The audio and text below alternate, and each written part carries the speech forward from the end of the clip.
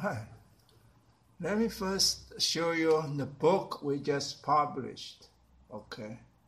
The Chinese title is Wang or Lis. Return the true history and the Asian's own history. Okay. And here's the English and the Chinese title, and this is the back cover of the book. Okay, let me get down to Appendix 2, Sun and the Chiang's Treasons. Was Sun a traitor? No, but he sure tried. He was so inept that he didn't make it. Nevertheless, that's when he was alive. After he died, Sun's corpse actually made big time that it has become the spiritual foundation for China's separatist movement to date. Sun Yat-sen whole-sold out China in land, culture, and tradition to the West. He first verbally destroyed the Qing Dynasty, thus leaving China as a governmentless and a lawless land of warlords, who were all backed by Western powers. He himself solely belonged to America. Sun's revolution was really a non-event. It's more a violation of Asians' highest morality, loyalty to the country. Anyway, the real situation at the time was China was already fatally wounded by the Opium Wars and the domestic Christian crusade, Taiping Rebellion, initiated respectively by the Jews and the brother of Jesus. Specifically, it was the God-chosen Jews and the younger brother of Jesus who had been sent by God to rid China of the devils, including what the West considered the corrupt Qing government and the backward Confucian culture. The Taiping rebels sought to upend the morality and the social order of China. In the glory of God, Taiping Rebellion got itself ranked as one of the bloodiest wars in human history, the bloodiest civil war, and the largest conflict of the 19th century, with estimates of war dead ranging from 20 to 70 millions to as high as 100 millions, with millions more displaced. Who but the Christians? The Taipings captured the city of Nanjing, and their leader declared it the heavenly capital of his kingdom. Ever since then, Nanjing has become the incubating crucible for anti-China Christian activities. These activities include being the capital of Sun and the Chiang's Christian puppet government, on the way to today's site for Sun Yat-sen Mausoleum and the anti-Asian pro-Christian Nanjing Massacre Museum, on whose ground a huge Christian cross stabbed right into the heart of China. Sun and the Chiang actually considered themselves as the successors of Taiping Christian leaders, and these two clowns were just as hypocritical and immoral as the leader of the Taiping Rebellion. Even though partly polygamy was banned.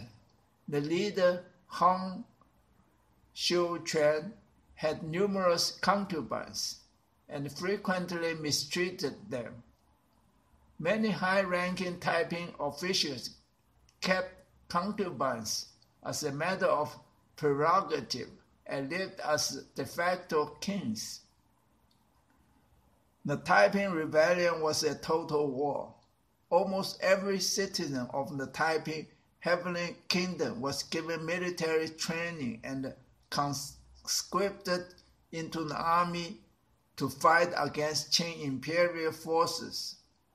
This type of arrangement is only possible with an all-Christian government such as the one when America was founded. Such military camp of a nation was the first step humanity takes toward its doom. Well, it sure almost doomed China if not for the gallant and loyal Han general Zheng Guofan. Zheng and many of his protégés, such as Li Hongzhang and Zhuo Songtang, were celebrated as Han ethnic savior of the Qing Dynasty and become the most powerful man in late 19th century China.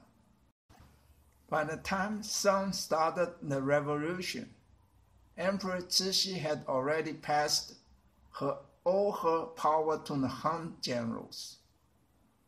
And when Song tried to persuade the generals to join the revolution, they simply saw nothing to revolt against, especially after Cixi died and there was no heir apparent to the throne, except a subordinate general with dubious characters named Yuan Shikai.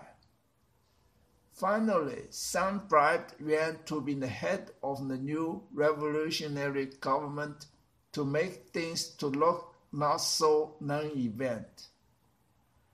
But Yuan died away shortly after ascending himself to the throne. This supposedly harmless non-event blossomed into the greatest tragedy in the annals of human history, and Song and the Chang's crime of treason was in the manifestation of this tragedy. After the 1-2 punch of the 2 Opium Wars and the Taiping Rebellion, the nails on the coffin were the A-Nation Coalition's invasion in China and around 1905. By ways of the General Chang's Han ethnic army, the Boxer rebels, and finally Mao Zedong's peasant liberation troops, China emerged from the Jewish Opium Holocaust and the Taiping Rebellion's Christian crusade only to run into the 38 years of Sanba living hell, courtesy of Sun Yat-sen and Chiang Kai-shek. It's unfortunate for China that Taiping Rebellion provided inspiration to Sun Yat-sen and the other future revolutionaries, with some surviving Taiping veterans even joining the Sun's killing of China. Although Sun was absent and only found out about the first successful revolutionary battle in some American newspaper when abroad, he shamelessly claimed the credit for the revolution and immediately got down to his handy destructive feats.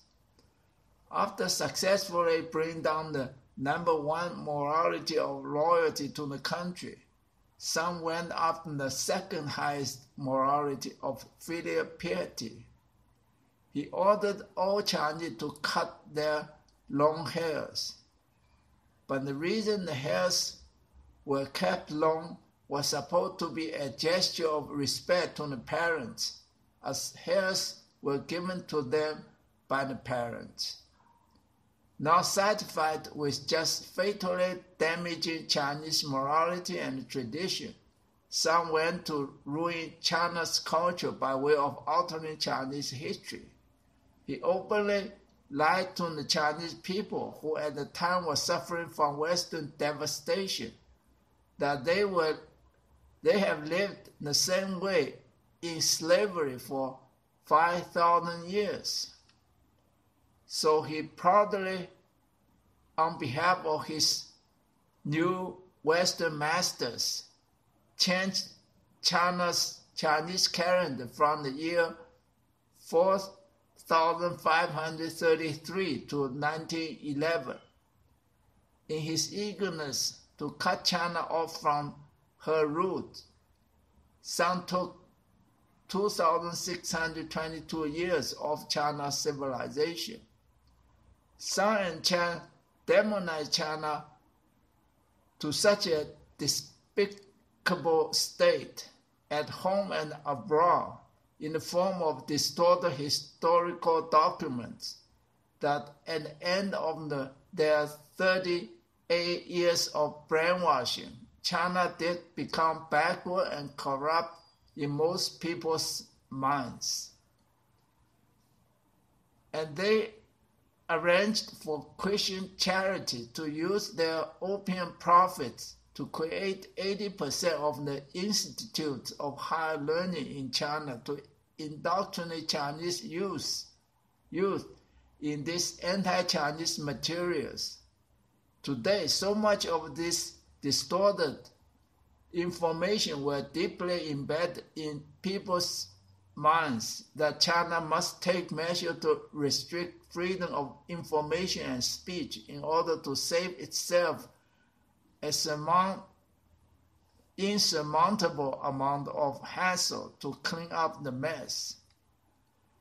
After Chiang took over from Sun, Chiang installed in China a rule of terror by killing communists and oppressing the poor farmers and the workers, while protecting the interests of the West colonists. And after Xi'an Mutiny in 1936, Chiang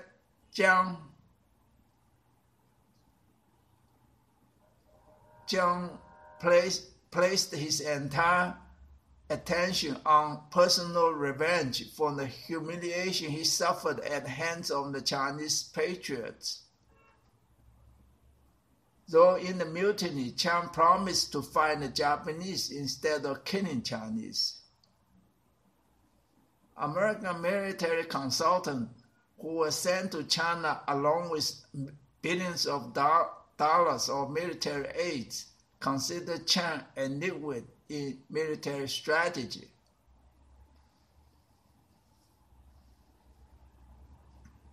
Against the intended enemy Japan. But little did they know that his real adversary was not Japan, but the Chinese people. Throughout the World War II, Chiang was never resisting Japan as history recorded, but he was in reality supporting the West to resist Asia. And in his private time, since Xi'an Mutiny, Chiang shifted his focus from exterminating the communists to killing as many Chinese as possible. The fabricated Nanking Massacre, the Yellow River flood that immediately followed, and the Changsha Fire were Chiang's attempts to maximize his killing of the Chinese people. The most laughable mission America paid Chiang to do was the Southeast Asia Expeditionary Forces, dispatched by Chiang to find the Japanese troops there. The urgent task was to rescue the British colonists in Thailand and Burma, but Britain was very country that forced opium down China's throat. The issue of opium had been central to China's survival. Chiang, with help from Sun's known revolution, revived the opium culture in China. And this is when the crime of treason of Sun and Chiang will be confirmed, as it showed that they sacrificed the welfare of China for personal gains. The Qing Dynasty, on the other hand, started an anti-opium campaign even in its dying days. An estimate of domestic production in China fell from 35,000 metric tons in 1906 to 4,000 metric tons in 1911. By the same year, the combination of foreign and domestic efforts proved largely successful. But the fall of the Qing government in 1911 effectively meant the end of the anti-opium campaign. Local and provincial government quickly turned back to opium as a source of revenue, and foreign governments no longer felt obliged to continue their efforts to eliminate the trade. The fall of the Qing Dynasty in 1911, or more exactly, the broadcast by Sun of the fall, led to resurgence in domestic production. During Chiang's rule over the Republic of China, opium trafficking was used for funds by Chiang Kai-shek. Chiang's main contribution was to grow opium in the remote area around Chongqing. The modern Dong government was credited with eradicating both consumption and the production of opium during the 1950s, using unrestrained repression and social reform. Here it should be clear now who were the traitors of China and who were the saviors. There was a highly respected contemporary Chinese scholar comment on Wang Jing-wei, who was designated by Chiang as the number one traitor, but in truth, he was a savior. The scholar expressed the view that even if a person had high morality, he might still end up a traitor to the country. This kind of comments of the time even justified Chiang to take extreme measures to dig out Wang from his fortified tomb. So what should we do with these two immoral traitors who openly promote Chinese traditional morality but secretly violate them and wanted to replace it with Western barbarism?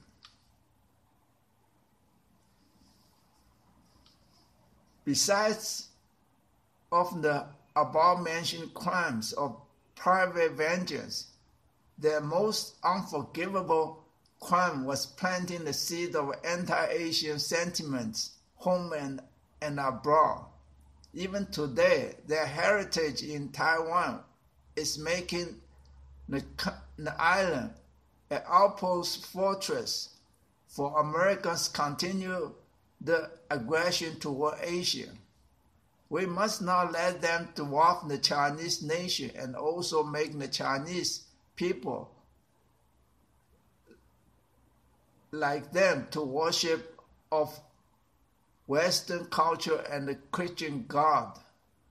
Asia will never be able to exonerate itself from past smear and regain its former glory, now that the fake history they forced down on us have many associated memorial monuments built to perpetuate the lies. So we must So we might just have to do something, to do some name change of monuments, memorials, and mausoleums, as well as serious grave diggings. Let's get to work. Okay, here's the book we just published.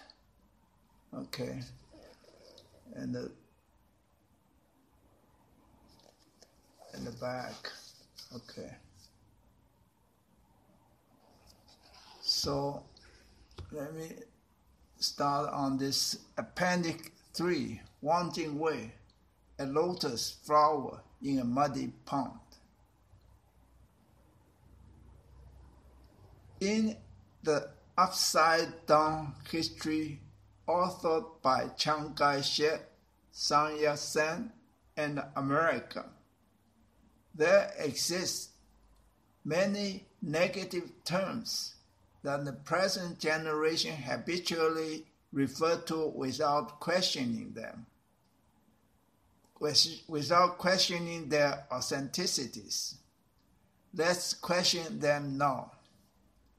Top on the list is the term commie bandit, which have more than self-correct itself to mean liberator of the people.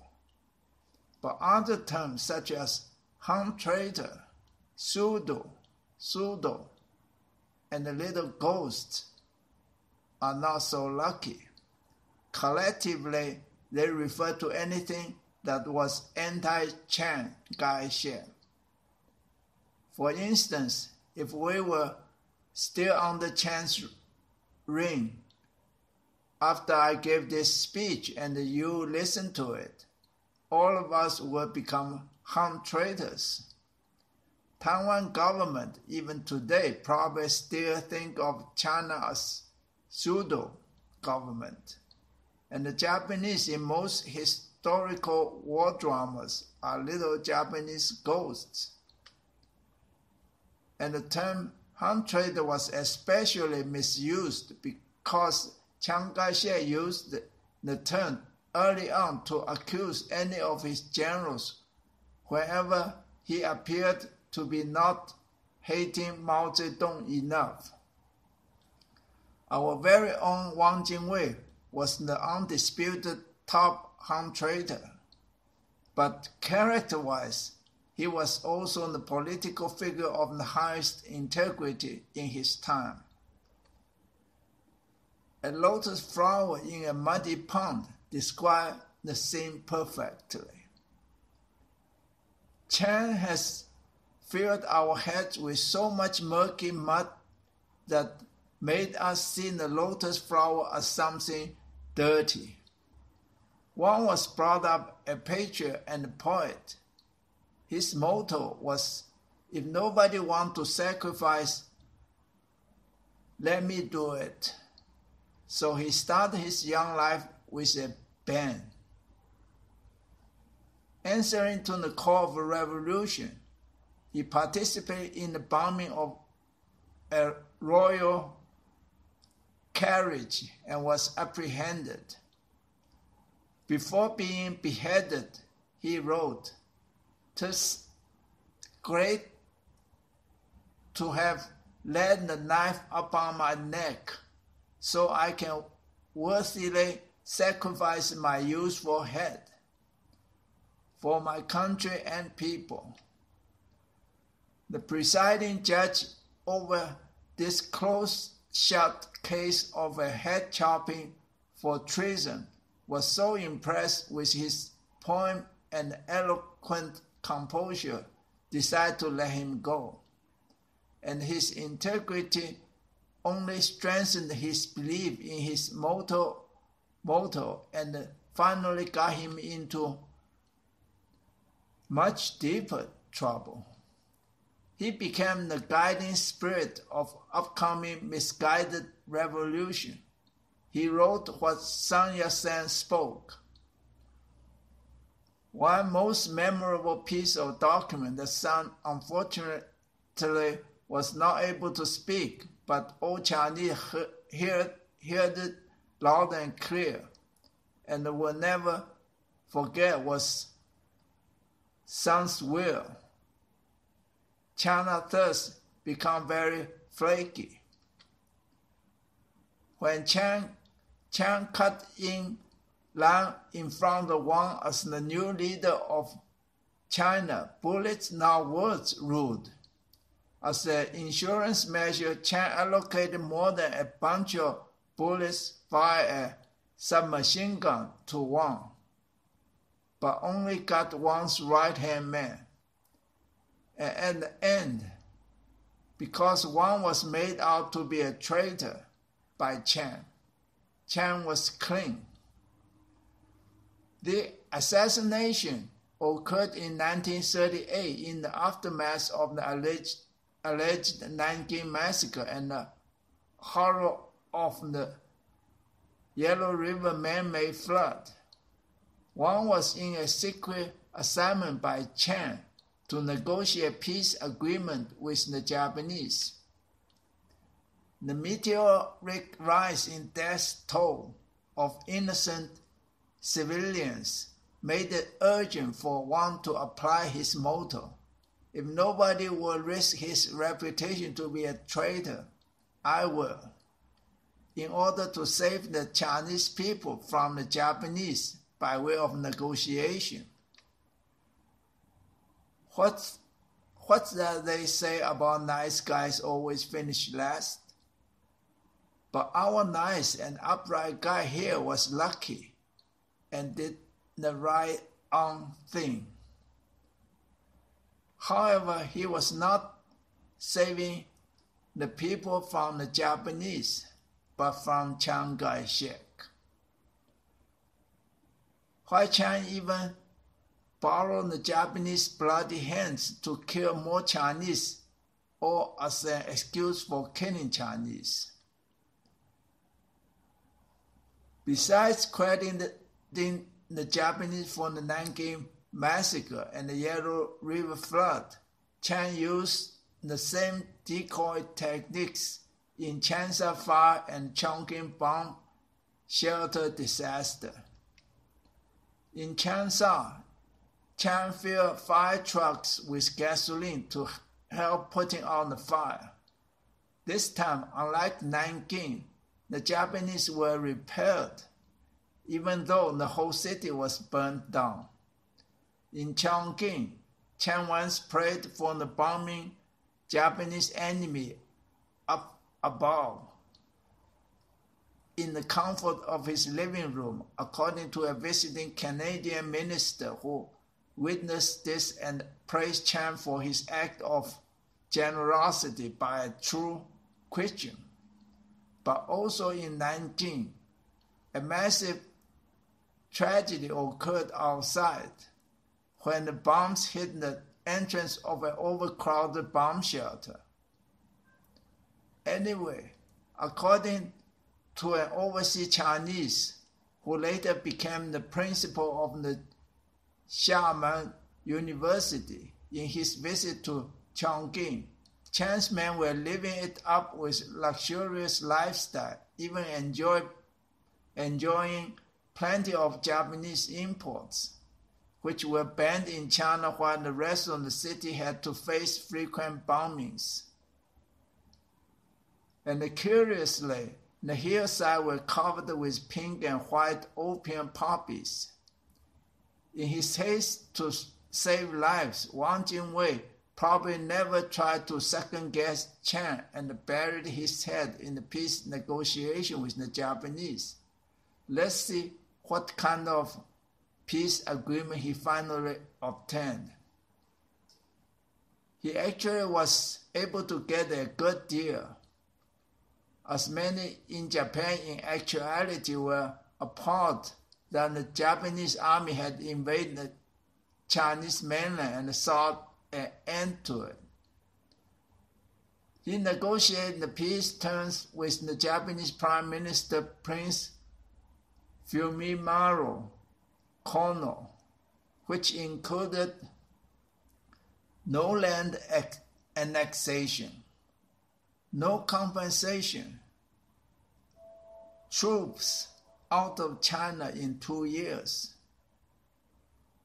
The final terms were pronounced in his public telegram from Hanoi on December 29, 1938.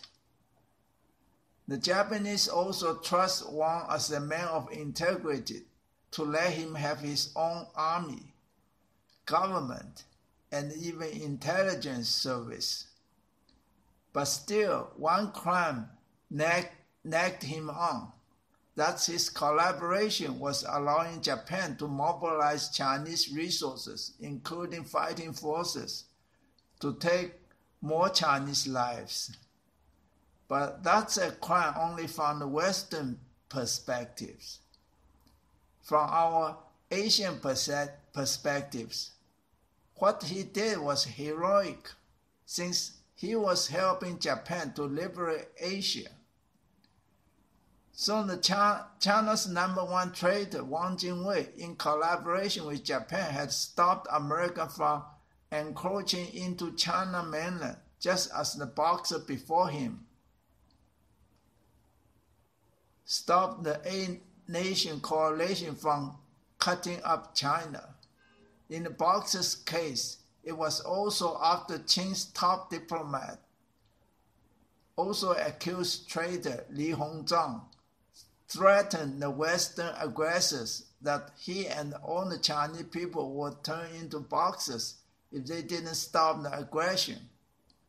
So today, to scare American military out of Asia Pacific, shouldn't all we Chinese also volunteer ourselves like Wang and Li as traitors? To be Han traitor is better than to be an Asian traitor any day.